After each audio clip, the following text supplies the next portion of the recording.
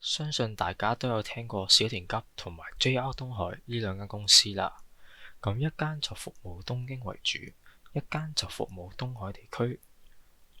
如果要淨係坐火車嘅話，由新宿去靜岡，大家會點去呢？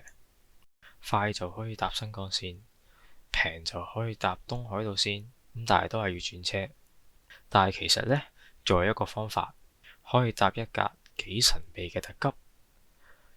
我今日想介紹嘅就係特急富士山。呢一架車係唯一一條關東私鐵同埋 JR 東海合作嘅特急，每日3班車來往新宿同羽田場，經小田原線同埋羽田場線，全程1.5小時，大約行100公里。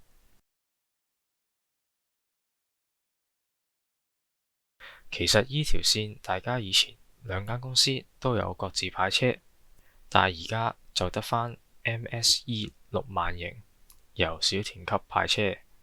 咁呢兩條線呢，就會喺呢一度接續。詳細嘅動畫大家可以參考 description 條 link。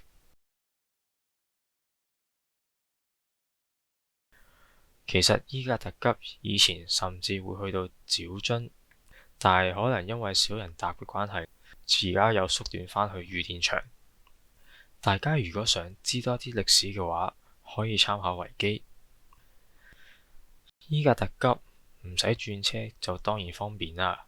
玩新宿嗰邊嘅話，唔使去東京轉車。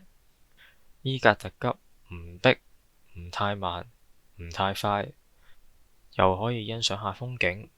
羽田場落車之後，去歐力行完再搭巴士去箱根，係一個幾方便嘅選擇。唔知大家坐過呢架特急未呢？歡迎各位鐵路迷一齊討論下其他日本火車。